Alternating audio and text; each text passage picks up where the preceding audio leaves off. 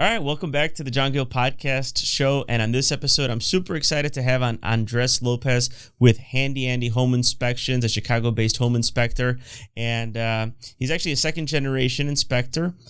Andres, thank you so much for being on the show. Thank you, man. Thank you for having me. Yeah, absolutely. And, we were at a home inspection actually last week. Yep. So, before we get into all of that, why don't you go ahead and share with the audience a little bit more about your background and how you got involved in the home inspection business? All right. So, just like I said, my name is Andres. My dad is actually a home inspector. He's been doing this for about 20 plus years. He worked with your father, your uncles. Yes. We've worked with your cousin. So it's great. That's actually how I got started. I got started just basically paying attention to him, observing. That's awesome.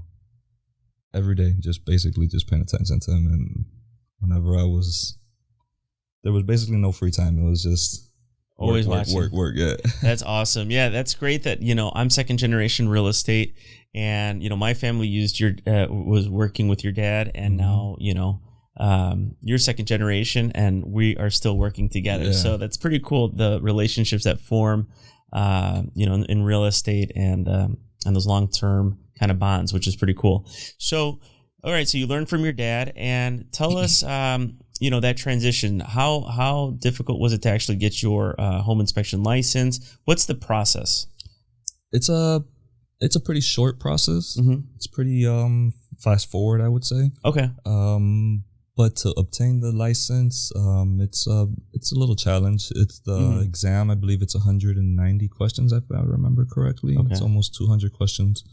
With the state? Yes, with the state. Okay. Let me see here.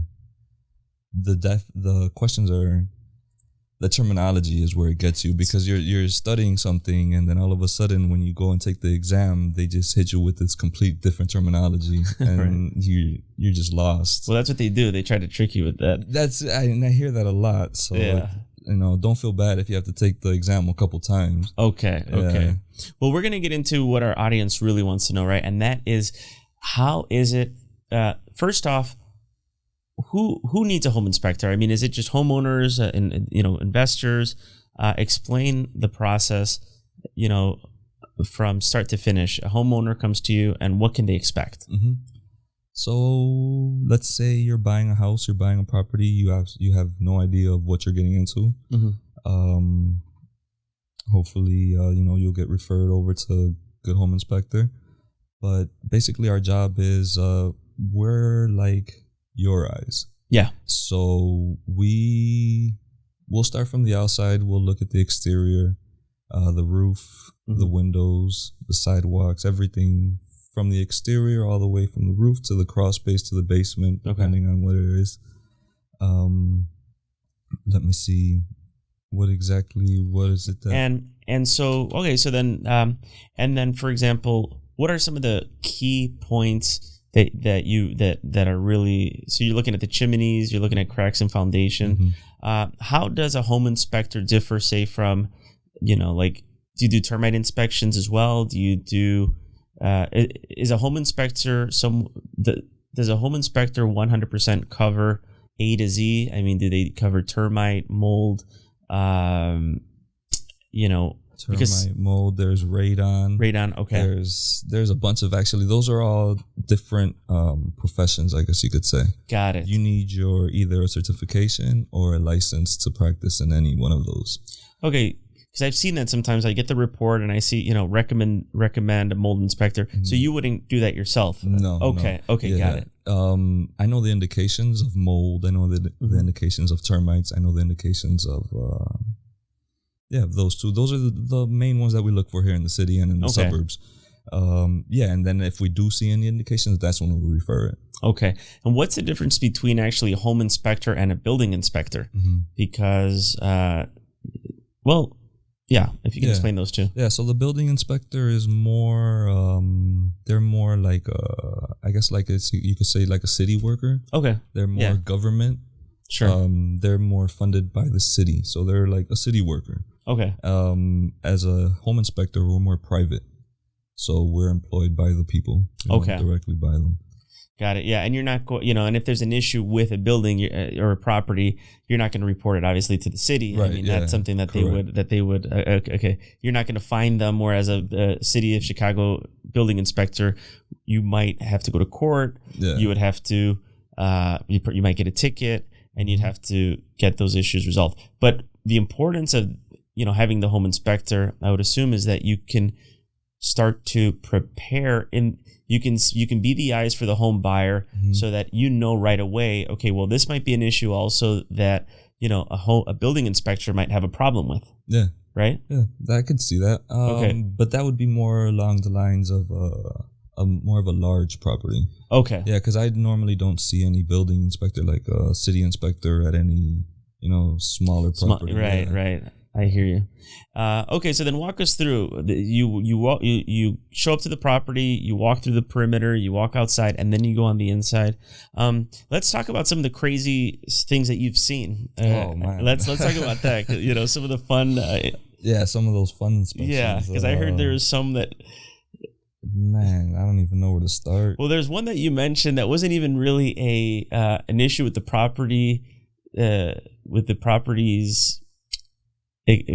property's condition, more so how the tenant was living, right? With the cockroaches. Oh, there was cockroaches. Yeah, we've seen rats. Wow. Literally like rats, not mice. Yeah. Rats living inside. This one was in a little village. Okay. And it was a coach house in the front and a 3-unit building in the back. Wow. Okay. Yeah. And I don't know.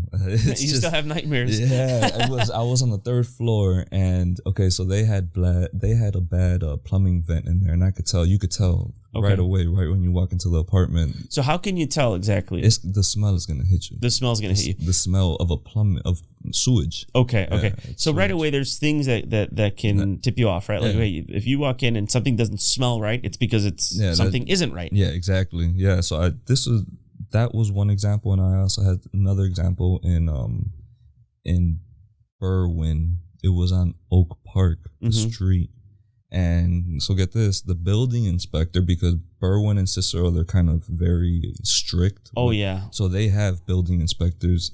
They're their own inspectors. Yeah. So the building inspector had actually passed that the plumbing was fine there. Okay. Yeah. So, but as soon as I walked in, the smell hits you, the sewage. Wow. Yeah. So we're continuing on with the inspection. We go into the basement, and where the water heater is, and then a lot of the times the main water line is there as well. I look up and I see a plumbing vent, and it was just eliminated halfway, and there was just a 5-gallon bucket over it. No kidding. And that's what was just being and so right next to that is a furnace. Okay. And so what's happening? All the air is circulating throughout the house. I see. So you see? So that was obviously a problem. Yeah, I could see that totally being a problem. So here's another thing that I'm always curious about. When I'm at a property and I see the water heaters and the furnaces, right away you're able to tell the age of these of these items, right? Mm-hmm. So it doesn't explicitly say what the age is on the machine. So can you walk us through, how do we know exactly, first off, can you tell us the lifespan of a furnace and a water heater, and how do we tell, when it was actually serviced? Yeah. Or not just serviced, but like when it was actually installed or made. Yeah. For example, the way I could tell the difference on a furnace, a lot of times is on their serial number. Okay. I noticed that, and also serial number, you could tell the age on a furnace by its serial number, the condition, the size of the burners. Okay. If there's out of those, that's what I look for in the main. But the main way is going to be the serial number. The serial number. Okay, so it's like the first 4 numbers will kind of indicate the month and the year? Yeah, I wish I brought my iPad so I could show you specifically. But the serial number will have a couple like letters in the front, and then the first 2 numbers is usually the week, and the next 2 numbers is usually the year. Oh, really? Yeah. Okay. And so that's how I normally tell with the furnace. And also you could tell with the furnace, by, like I said, the burners. So the burners in the 80s were a little bit bigger, and then in the 90s they got a little bit smaller, and then now they're just like they're pretty tiny. Okay. Yeah. So that's something I've observed. Okay. Let me see what else with the water heater. Oh yeah. Oh yeah. So the furnace is on the serial number, and then on the water heater it's the same. Water heaters, yeah, it's pretty much the same. It'll say the same. Sometimes if you get lucky, it'll even say made on the month and date. Yeah. Okay. Yeah. Okay. So there is a way to really determine that, right? Yeah. And then what's the lifespan, or what should be the lifespan, or does it really just depend on the model and maintenance? The lifespan on a furnace with good maintenance, easy. I've seen them going for 25 years and they still look good. Okay. Yeah. And actually, so there's a difference, there's different types of furnaces. There's a furnace, and then there's a furnace which uses dry air. It circulates the air unless you have a humidifier. Okay. And then there's also boilers. So a boiler uses vapor. So they use radiators or baseboards. That's more of a better type of heat. It's more comfortable. You see, and that's interesting. Everyone wants to get the furnace. When they see the radiators, they knock them down for the furnaces. But you're saying that it's a cleaner. It's essentially it's better. Yeah, it's more. It's healthier. Also, you're breathing. The air that you're breathing. Wow. Okay. Vapor. Interesting. Yeah. And what about the lifespan of a boiler? Oh, the lifespan of a boiler. I've seen those. I've seen some that you walk in.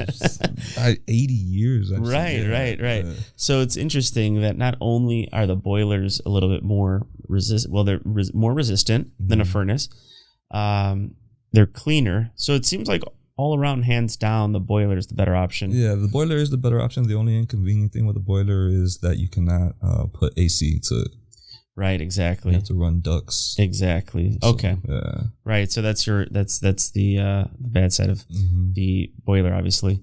So, and I would assume when you're talking a multifamily property, that is typically an expense that the owner is going to have to take down, and in order to eliminate reduce his expenses, he's going to have to probably go with that furnace option. Otherwise, he's paying for that other person's heat. Right. So. Now, as far as how does the inspection differ between, say, a single family home and a 2-flat or other larger properties, mixed use apartment buildings? Is it the same process?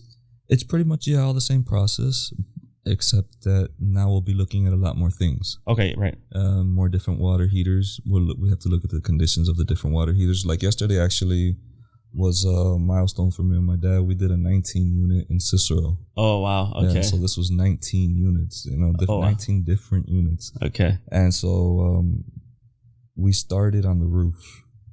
And the roof... Well, that's, yeah. Yeah, it needed a little bit of work. Okay. Yeah, so... Yeah, we started on the roof. After that, we went to the basement, checked out the boiler. For this 19 unit, it only had one boiler. So the owner is going to be paying, Right. So it's insane. Yeah, it was. And now let's go back to the roof. You mentioned that it had some issues. How can you also tell the lifespan of a roof? Yeah, okay, that's. And there's different types of roofs, right? There's different types of roofs. Let's walk through each one, and then how you can tell the lifespan of each. So the one that we did yesterday was a flat rubber roof. Okay. These are basically they're waterproof, watertight. Sealed roofs, which they're great roofs, and in terms of long-term life as well, as long as they're well kept, maintained, because every other year you have to go up there and seal coat it. Oh, really? Yeah, okay, so for maintenance, that's good to know. So if you've got a flat rubber roof, you should every other at least, or at least every other year. Yeah. Okay, interesting. Yeah, and then it also depends on how old the roof is already.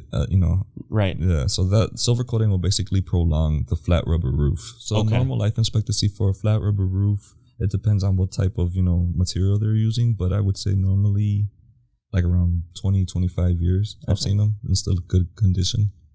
Got it. Yeah. And what about the? Let's continue. So you got the flats, and then what else? A more typical type of roof that we see every day is asphalt shingle roof. So there's two different types of asphalt shingle roof. There is a the architectural will last like around 30-35 years. Okay. And then there's a more common one that's a 3-tab. Okay. That one will last around 20.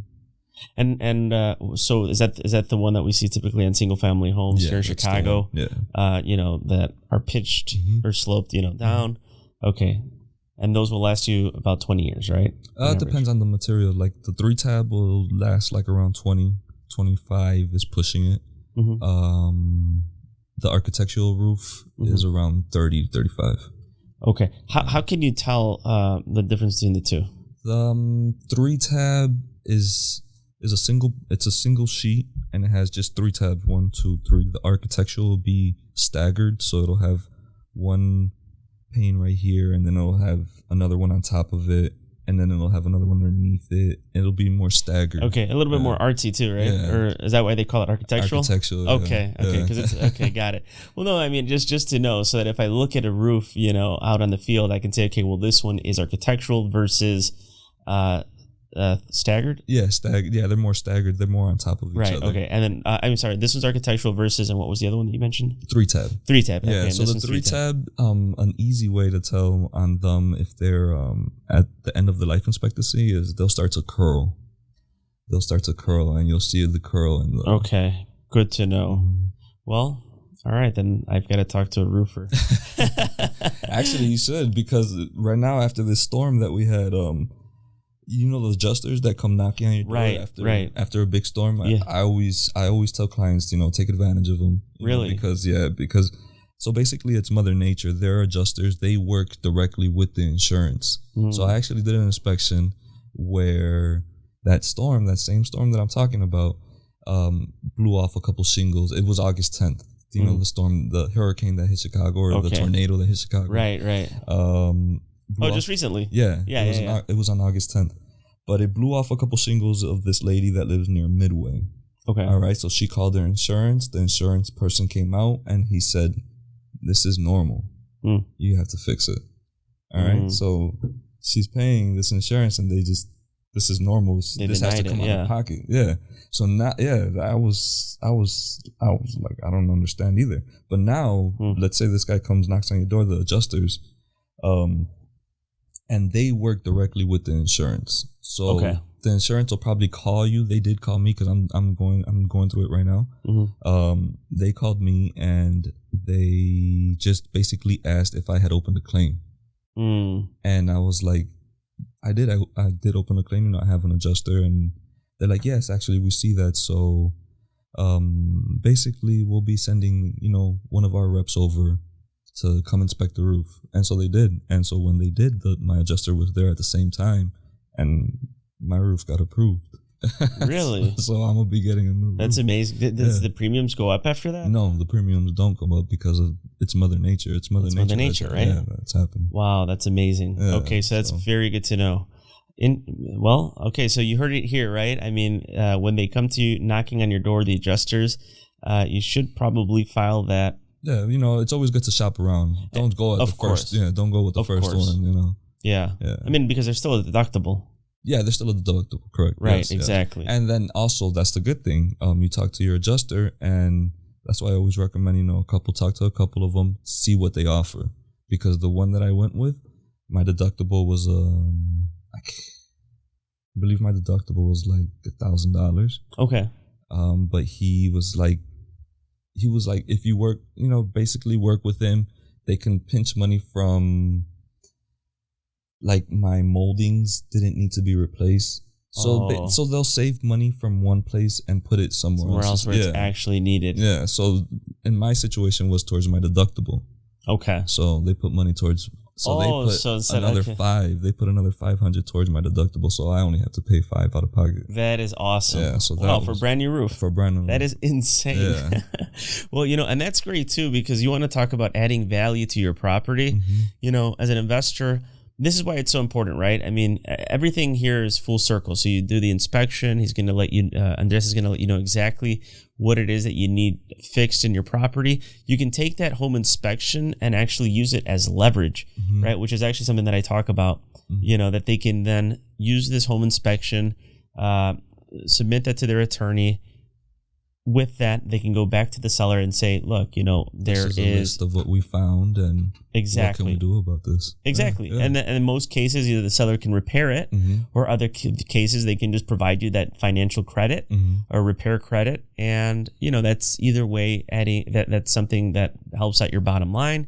And then secondly, you know exactly what it is that you have to fix right off the bat when you purchase the property because those are issues that are going to be serious. Yep. And then the other one is, and then now it's good to know also about the roof, right? Because first off, if you're going to repair all those items that were in your report, you've already added value to the property.